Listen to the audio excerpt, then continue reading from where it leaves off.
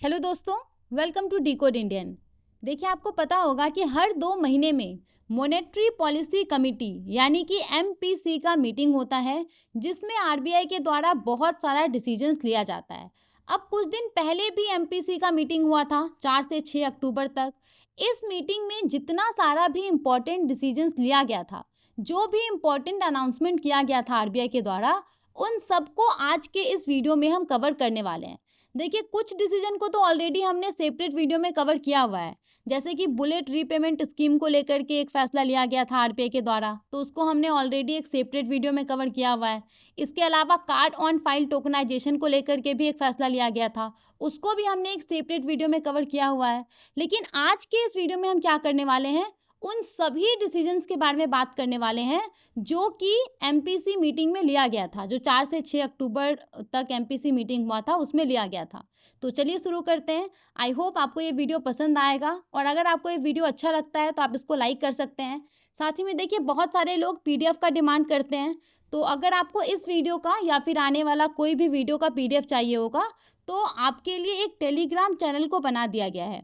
वहाँ से जा कर के आप आसानी से पीडीएफ को डाउनलोड कर सकते हैं। साथ ही में कुछ लोग अगस्त मंथ का आरबीआई सर्कुलर के ऊपर भी वीडियो का डिमांड कर रहे हैं, तो वो भी बहुत जल्द आएगा। एक डिटेल डिस्कशन वाला वीडियो भी आएगा और एमसीक्यू बेस्ड भी एक वीडियो आएगा। तो चलिए शुरू करते हैं। देखिए, सबसे पहले तो मीटिंग में क्या क्या डिसीजन लिया गया आरबीआई के द्वारा, उसको समझने से पहले, उसके बारे में बात करने से पहले आपको ये पता होना चाहिए कि मॉनेटरी पॉलिसी कमेटी है क्या, ये क्या करती है। तो उन सब के बारे में पहले हम बात कर लेते हैं।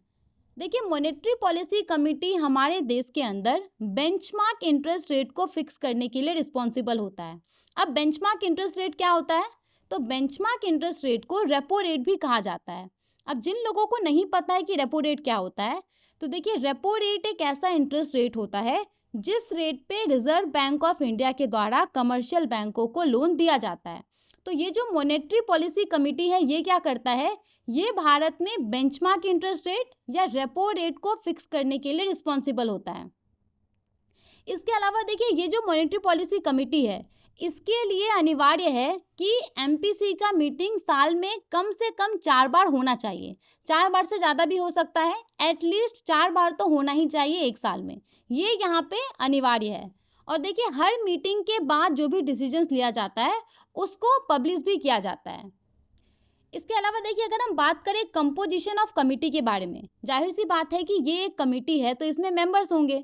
तो यहाँ पे अगर हम मेंबर्स के बारे में बात करें, तो इस कमेटी में 6 मेंबर्स हैं। 3 मेंबर तो रिजर्व बैंक ऑफ इंडिया के हैं, रिजर्व बैंक ऑफ इंडिया के अधिकारी हैं 3 मेंबर्स, और 3 एक्सटर्नल मेंबर्स हैं। अब देखिए, ये जो 3 एक्सटर्नल मेंबर्स हैं, उनको नॉमिनेट किया जाता है भारत सरकार के द्वारा।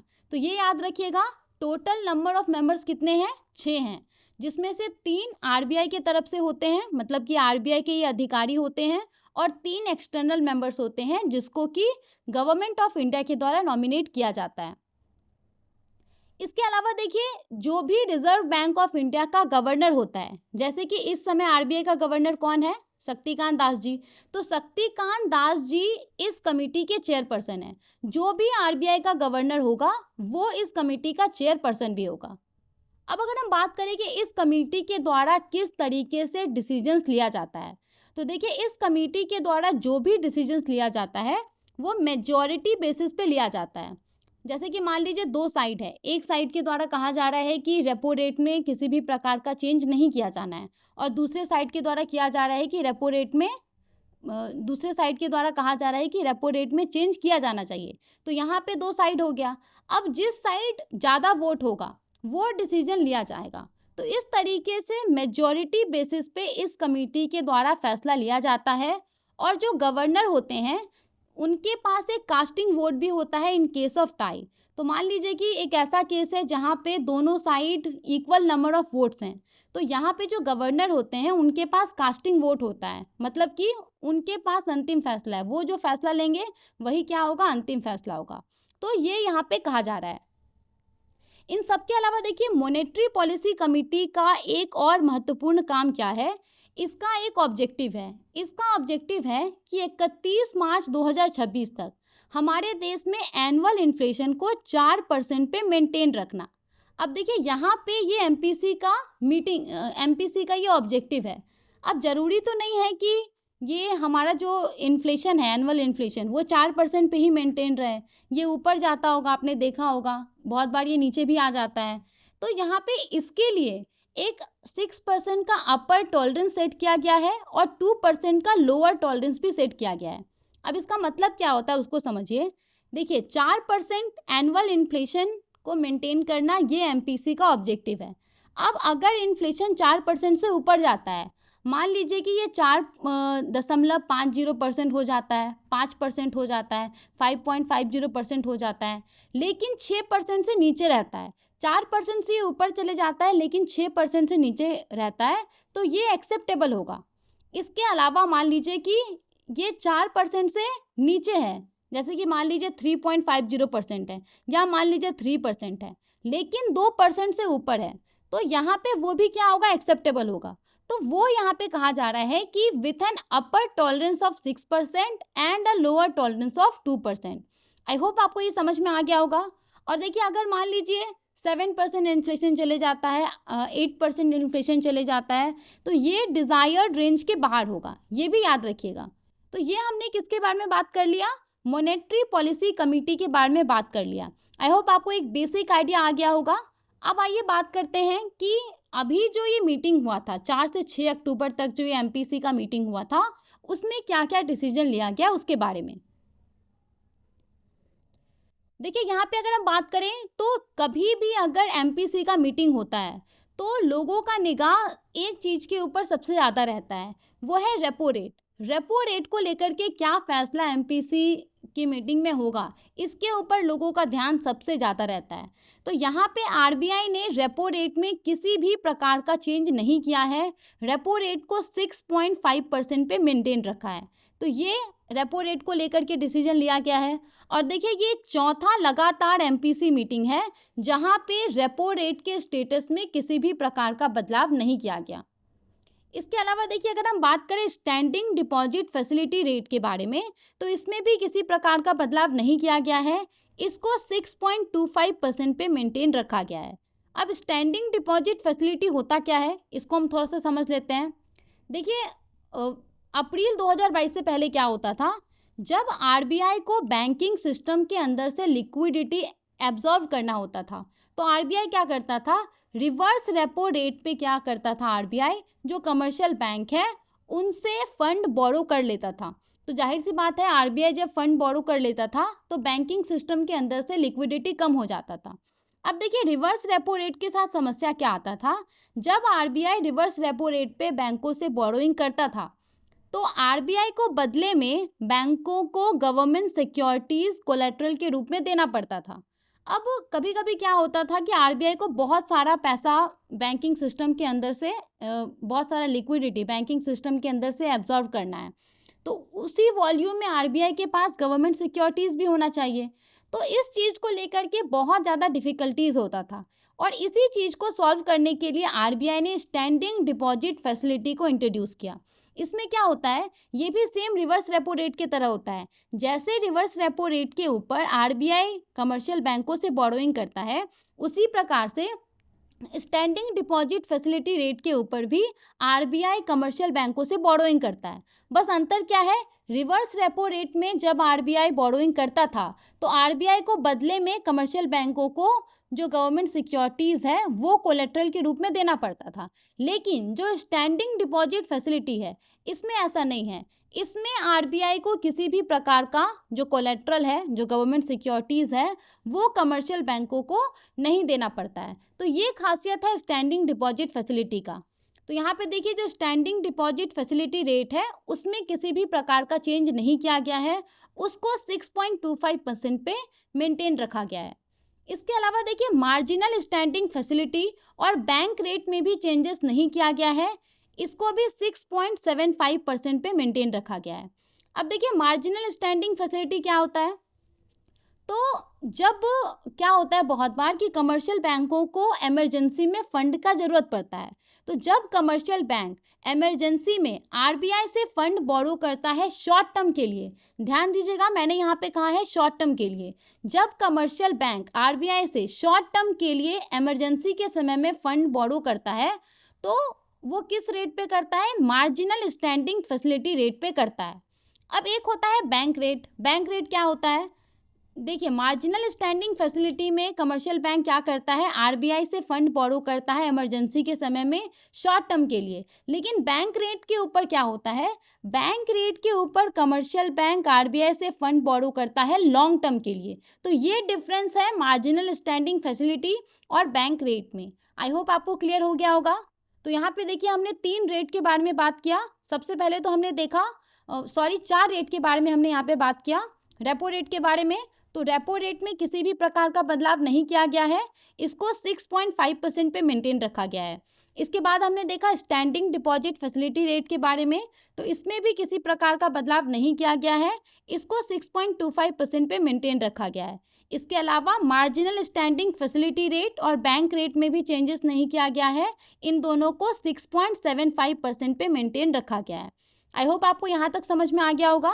चलिए आगे बढ़ते हैं और अब हम बात करते हैं दूसरे डिसीजंस के बारे में। तो देखिए यहाँ पे अब हमारे पास इन्फ्लेशन रिलेटेड डेटा है। तो सबसे पहले तो आरबीआई ने यहाँ पे ओवरऑल इन्फ्लेशन आउटलुक को लेकर के कहा है कि ओवरऑल इन्फ्लेशन को लेकर के काफ़ी ज़्यादा अनसर्टेनिटीज़ हैं, चीज़ें क्लियर नहीं हैं। अब इसके पीछे क्या क्या रीज़न है? तो खरीफ सीजन में बुआई कम हुआ है, हमारा जो रिजर्व ऑयल लेवल है वो कम हुआ है, और ग्लोबल लेवल पे जो फूड एंड एनर्जी प्राइसेस है वो भी काफ़ी ज़्यादा फ्लक्चुएट हो रहा है। तो इन सब फैक्टर के वजह से ओवरऑल इन्फ्लेशन को लेकर के काफ़ी ज़्यादा अनसर्टेनिटीज़ हैं। और यहाँ पे देखिए आरबीआई ने ये जो हमारा फाइनेंशियल ईयर चल रहा है, फाइनेंशियल ईयर 2023-24 के लिए कहा है, फाइनेंशियल ईयर 2023-24 के लिए आरबीआई ने 5.4% के रिटेल इन्फ्लेशन को फोरकास्ट किया है। इसके अलावा Q2 के लिए 6.4% फोरकास्ट किया है, Q3 के लिए 5.6% और Q4 के लिए 5.2%। तो इम्पॉर्टेंट क्या है यहाँ पे? ये जो फाइनेंशियल ईयर 2023-24 के लिए 5.4% के रिटेल इन्फ्लेशन को फोरकास्ट किया गया है, रिटेल इन्फ्लेशन या सीपीआई बेस्ड इन्फ्लेशन कह लें, वो आपके लिए इम्पॉर्टेंट है, याद रखना। इसके अलावा देखिए फाइनेंशियल ईयर 2024-25 के पहले क्वार्टर के लिए आरबीआई ने सीपीआई बेस्ड इन्फ्लेशन को कितना फोरकास्ट किया है? 5.4% फोरकास्ट किया है। तो ये हो गया हमारे पास इन्फ्लेशन रिलेटेड डेटा। अब आगे बढ़ते हैं। देखिए यहाँ पे हमारे पास जीडीपी रिलेटेड डेटा है, तो उसको हम देख लेते हैं। देखिए आरबीआई ने फाइनेंशियल ईयर 2023-24 के लिए 6.5% के रियल जीडीपी ग्रोथ को फोरकास्ट किया है। अब देखिए बहुत बार आप सुनते होंगे रियल जीडीपी, बहुत बार आप सुनते होंगे नॉमिनल जीडीपी, तो दोनों में अंतर क्या होता है? बहुत ज़्यादा डिटेल में हम नहीं जाएंगे, थोड़ा सा अगर मैं आपको बताऊं तो देखिए दोनों में अंतर क्या होता है। नॉमिनल जीडीपी को जब कैलकुलेट किया जाता है, तो जिस साल के लिए नॉमिनल जीडीपी को कैलकुलेट किया जा रहा है, उस साल जो गुड्स एंड सर्विसेज का प्राइस रहेगा उसी को कंसीडर किया जाता है नॉमिनल जीडीपी को कैलकुलेट करने में। लेकिन रियल जीडीपी को कैलकुलेट करने में करेंट गुड्स एंड सर्विसेज का प्राइस नहीं लिया जाता है। यहाँ पे क्या किया जाता है? यहाँ पे एक बेस ईयर होता है, और बेस ईयर में जो गुड्स एंड सर्विसेज का प्राइस रहता है उसी प्राइस को कंसीडर किया जाता है रियल जीडीपी के कैलकुलेशन में। आई होप आपको समझ में आ गया होगा थोड़ा सा। अब देखिए यहाँ पे क्या बोला गया आरबीआई के द्वारा। आरबीआई ने यहाँ पे क्या कहा है कि फाइनेंशियल ईयर 2023-24 में आरबीआई ने यहाँ पे फोरकास्ट किया है कि फाइनेंशियल ईयर 2023-24 में 6.5% रियल जीडीपी ग्रोथ होगा। ये यहाँ पे आरबीआई के द्वारा फोरकास्ट किया गया है। और फाइनेंशियल ईयर 2024-25 के पहले क्वार्टर में आरबीआई ने 6.6% का रियल जीडीपी ग्रोथ फोरकास्ट किया है। तो ये हो गया हमारे पास जीडीपी रिलेटेड डेटा। आगे बढ़ते हैं। अब देखिए यहाँ पे ICRR यानी कि इंक्रीमेंटल कैश रिजर्व रेशियो को लेकर के आरबीआई ने अनाउंसमेंट किया है। आपको पता होगा कि इंक्रीमेंटल कैश रिजर्व रेशियो को आरबीआई ने अनाउंस किया था, जिसके तहत आरबीआई ने बैंकों को कहा था कि वो जो 4.5% का CRR मेंटेन करते हैं उसके अलावा उनको और 10% का इंक्रीमेंटल कैश रिजर्व रेशियो या ICRR मेंटेन करना होगा। तो आरबीआई ने यहाँ पे क्या कहा है, आरबीआई ने कहा है कि इंक्रीमेंटल कैश रिजर्व रेशियो के तौर पे बैंकिंग सिस्टम के अंदर से 1.1 लाख करोड़ लिक्विडिटी को एब्जॉर्व किया गया। ये यहाँ पे आरबीआई के द्वारा अनाउंस किया गया। हालांकि देखिए आपको पता होगा कि आईसीआरआर के तौर पे जो भी फंड आरबीआई के पास रिजर्व था, आरबीआई ने उसको 3 चरण में रिलीज कर दिया है, तो ये याद रखिएगा। चलिए आगे बढ़ते हैं, दूसरे डिसीजन को देखते हैं। देखिए यहाँ पे आरबीआई ने कुछ अनाउंस किया है। आरबीआई ने यहाँ पे क्या कहा है, आरबीआई ने यहाँ पे कहा है कि लिक्विडिटी को मैनेज करने के लिए आरबीआई ओएमओ सेल्स यानी कि ओपन मार्केट ऑपरेशन सेल्स को कंसीडर कर सकता है। अब यहाँ पे ओपन मार्केट ऑपरेशन होता क्या है उसको हम समझ लेते हैं। तो देखिए ओपन मार्केट ऑपरेशन में क्या होता है, ओपन मार्केट ऑपरेशन में जब आरबीआई को लिक्विडिटी को एब्जॉर्व करना होता है, तब आरबीआई जो ट्रेजरी बिल्स है, गवर्नमेंट सिक्योरिटीज़ है, उसको कमर्शियल बैंकों को सेल कर देता है जब आरबीआई को लिक्विडिटी एब्जॉर्व करना होता है। और जब आरबीआई को बैंकिंग सिस्टम के अंदर लिक्विडिटी इंजेक्ट करना होता है, तो आरबीआई कमर्शियल बैंकों से treasury bills, government securities purchase कर लेता है। तो यही क्या कहलाता है, यही कहलाता है ओपन मार्केट ऑपरेशन। अब देखिए यहाँ पे आरबीआई ने क्या कहा है, आरबीआई ने कहा है कि वो ओएमओ सेल्स यानी कि ओपन मार्केट ऑपरेशन सेल को कंसीडर कर सकता है लिक्विडिटी को मैनेज करने के लिए। मतलब कि आरबीआई यहाँ पे कमर्शियल बैंकों को जो ट्रेजरी बिल्स होता है, गवर्नमेंट सिक्योरिटीज़ होता है, वो सेल कर सकता है लिक्विडिटी को मैनेज करने के लिए। और देखिए आरबीआई ने यहाँ पे क्लेरिफाई किया है कि इस तरह के ऑपरेशन का जो टाइमिंग होगा, जो क्वांटम होगा, वो निर्भर करेगा लिक्विडिटी कंडीशन के ऊपर। जैसा लिक्विडिटी कंडीशन होगा उस हिसाब से ये निर्भर करेगा, टाइमिंग और क्वांटम।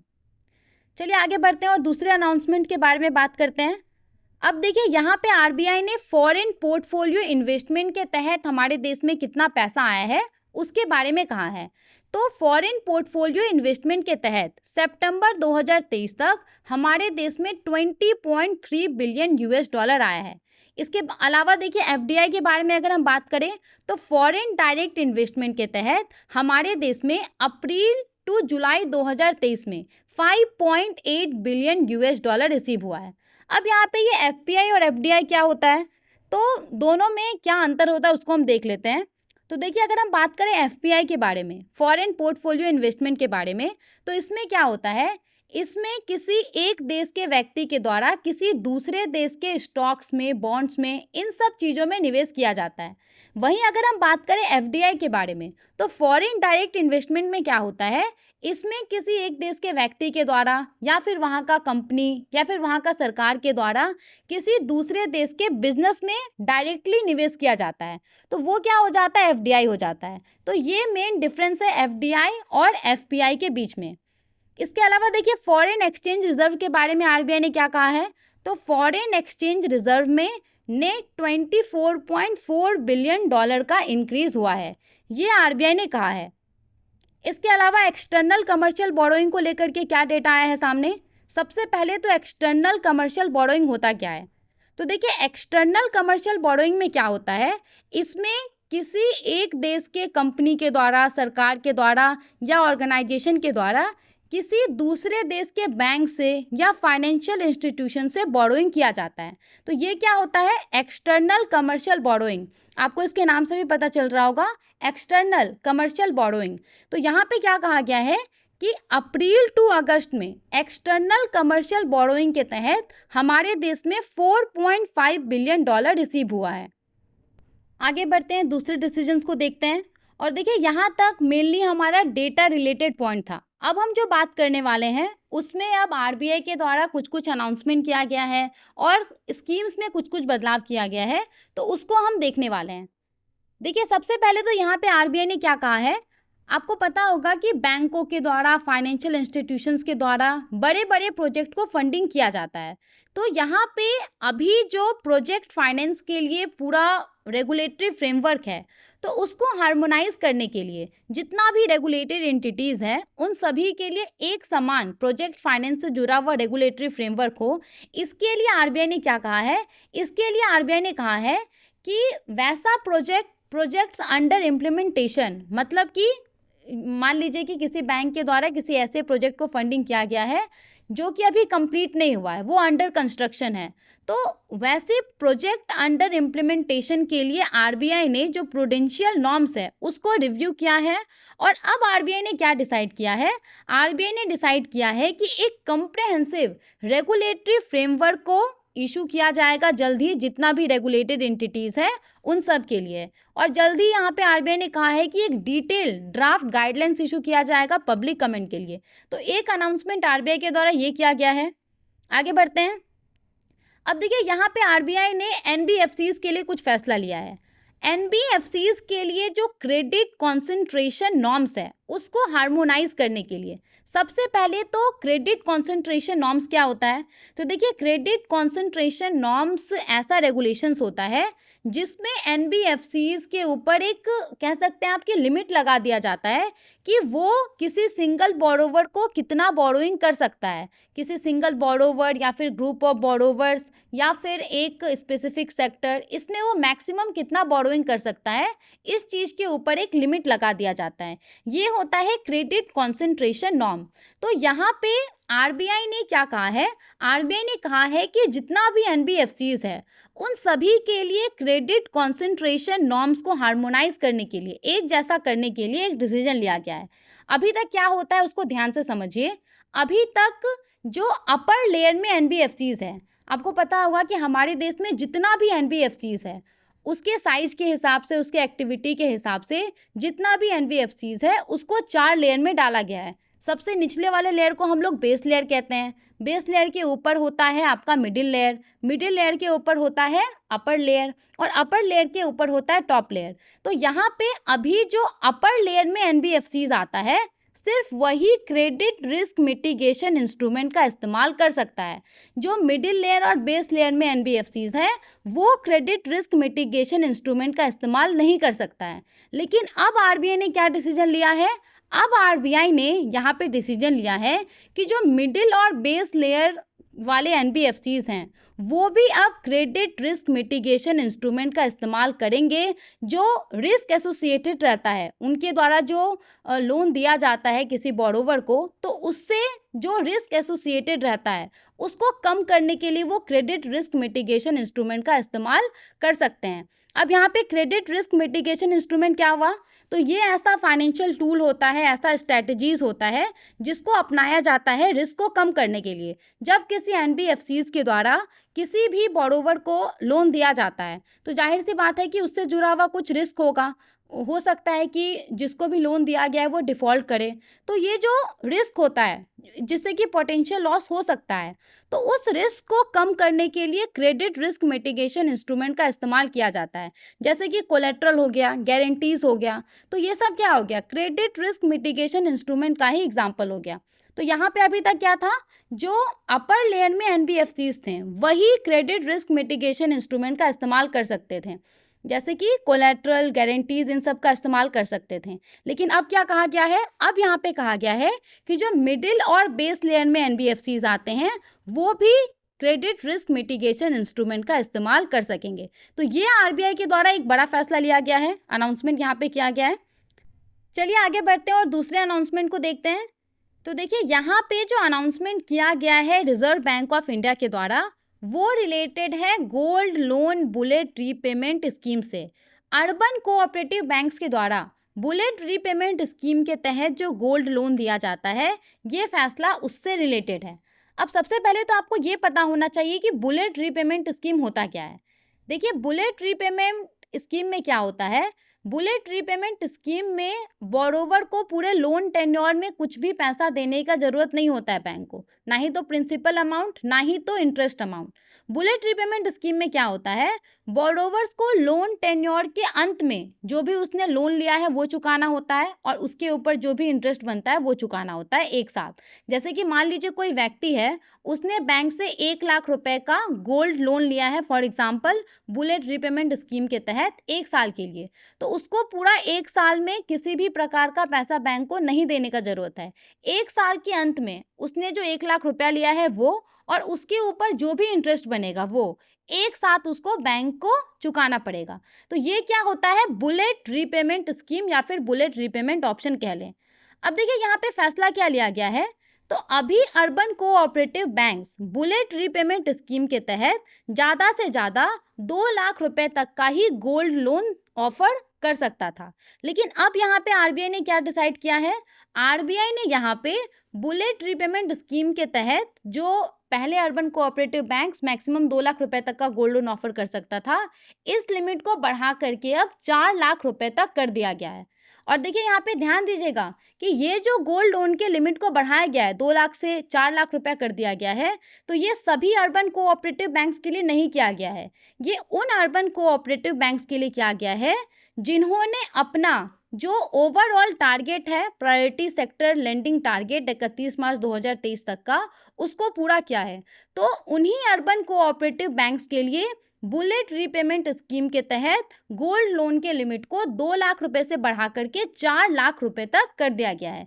आई होप आपको ये समझ आ गया होगा। चलिए आगे बढ़ते हैं और दूसरे अनाउंसमेंट को देखते हैं।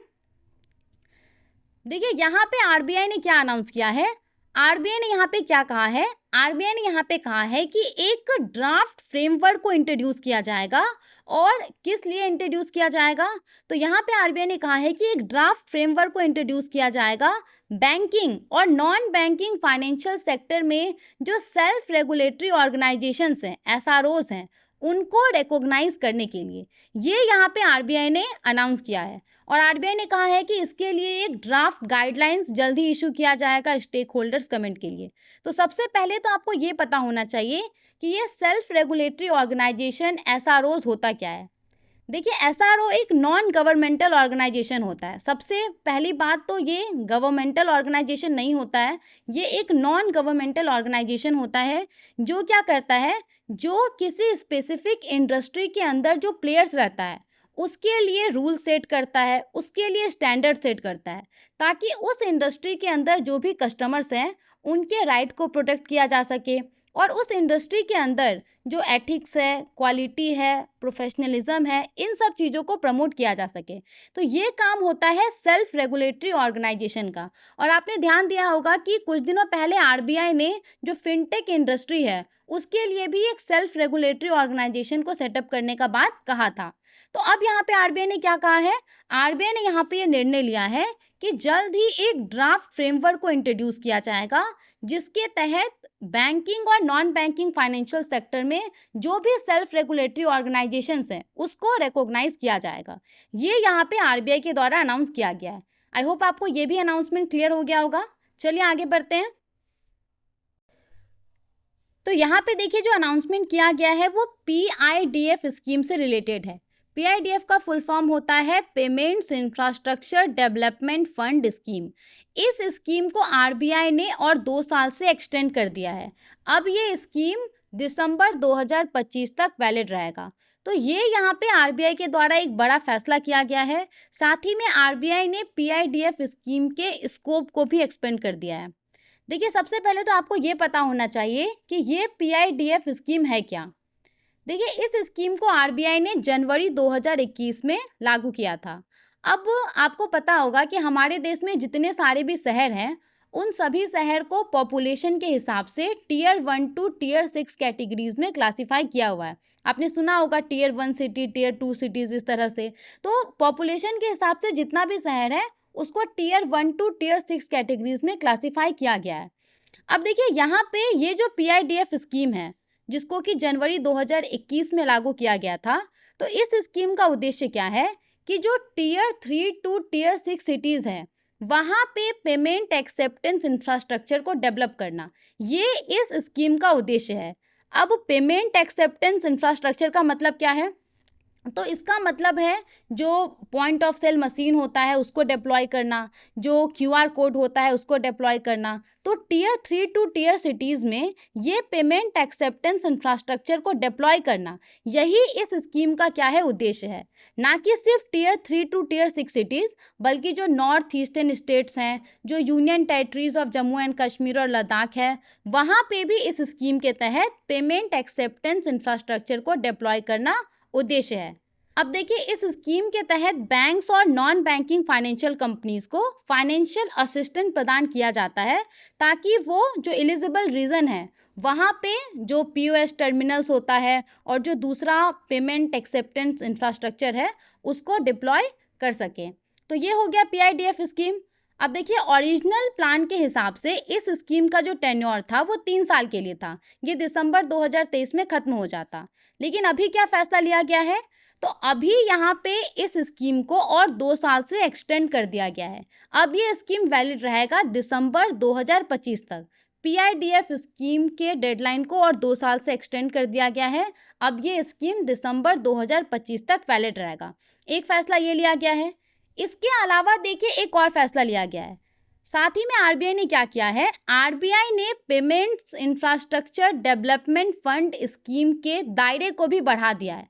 अभी हाल ही में प्रधानमंत्री नरेंद्र मोदी के द्वारा जो पीएम विश्वकर्मा स्कीम को लॉन्च किया गया था, तो अब पीएम विश्वकर्मा स्कीम के जो बेनिफिशरीज हैं उनको भी इंक्लूड कर दिया गया है पीआईडीएफ स्कीम के अंदर। अब देखिए, यहाँ पे ये पीएम विश्वकर्मा स्कीम क्या है, तो पीएम विश्वकर्मा स्कीम को डिज़ाइन किया गया है जो ट्रेडिशनल आर्टिसंस हैं, क्राफ्ट पीपल हैं, जैसे कि जो कारीगर हैं, जो शिल्पकार हैं, जैसे कि कुम्हार हो गया, लोहार हो गया, सोनार हो गया, तो इन सब लोगों को अपलिफ्ट करने के लिए पीएम विश्वकर्मा स्कीम को डिज़ाइन किया गया है। इस स्कीम के तहत जो आर्टिसंस और क्राफ्ट पीपल हैं उनको पीएम विश्वकर्मा सर्टिफिकेट दिया जाएगा, एक आइडेंटिटी कार्ड दिया जाएगा। साथ ही में वो एलिजिबल होंगे बैंक से, फाइनेंशियल इंस्टीट्यूशन से कोलेट्रल फ्री क्रेडिट सपोर्ट पाने के लिए भी। पहली बार में उनको 1 लाख रुपए तक का कोलेट्रल फ्री क्रेडिट मिल सकता है, और अगर उन्होंने 1 लाख रुपए का फुल रिपेमेंट कर दिया अच्छे से, तो उसके बाद वो और 2 लाख रुपए तक का कोलेट्रल फ्री क्रेडिट सपोर्ट पा सकते हैं बैंक से, फाइनेंशियल इंस्टीट्यूशन से 5% के कंसेशनल इंटरेस्ट रेट पे। तो ये क्या हो गया, पीएम विश्वकर्मा योजना हो गया। साथ ही में देखिए, पीएम विश्वकर्मा योजना के तहत जो आर्टिसंस हैं, जो क्राफ्ट पीपल हैं, उनको स्किल ट्रेनिंग भी दिया जाएगा, और स्किल ट्रेनिंग के दौरान उनको हर दिन का 500 रुपया स्टाइपेंड भी ऑफर किया जाएगा।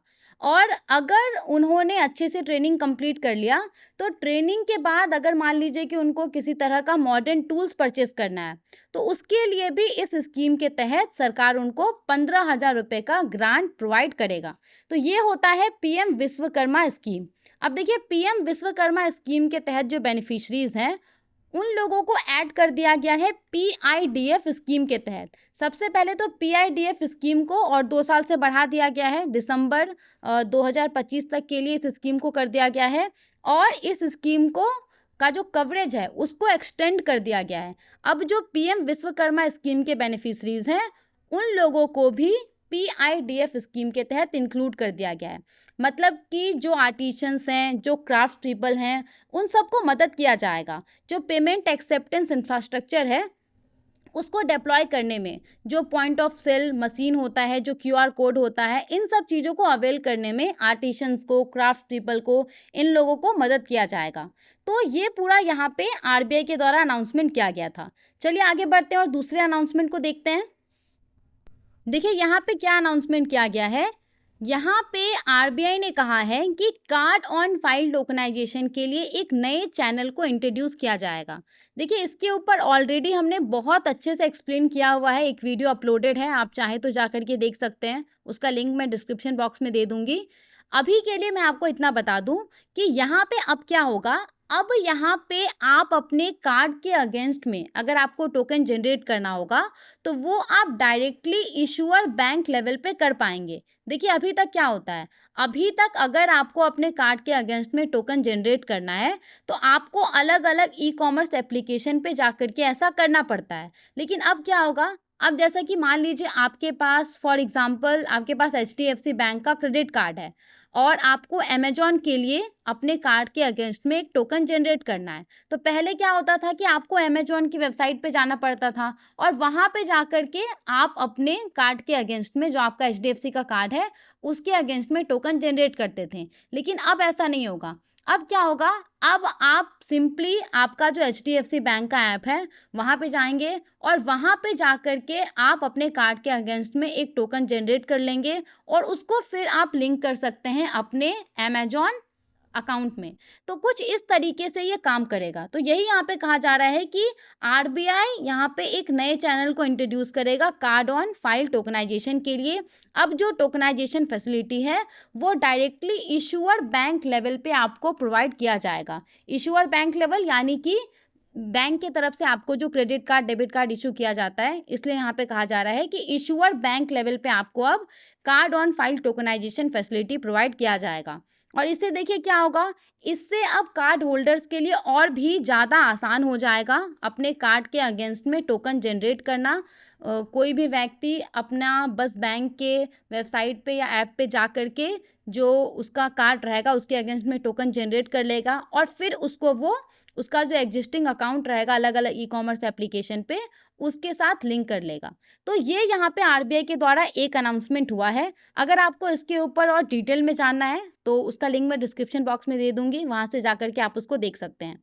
तो ये सारा अनाउंसमेंट आरबीआई के द्वारा किया गया है जो अक्टूबर में मॉनेटरी पॉलिसी कमेटी का मीटिंग हुआ था उसमें। आई होप जितना सारा भी पॉइंट हमने डिस्कस किया है वो आपको समझ में आ गया होगा। अगर आपको किसी भी पॉइंट में कोई सा भी कन्फ्यूज़न है तो आप कमेंट में बता सकते हैं, हम उसका रिप्लाई ज़रूर करेंगे। Thank you for watching. I hope आपको ये वीडियो इन्फॉर्मेटिव लगा होगा। Thank you for watching.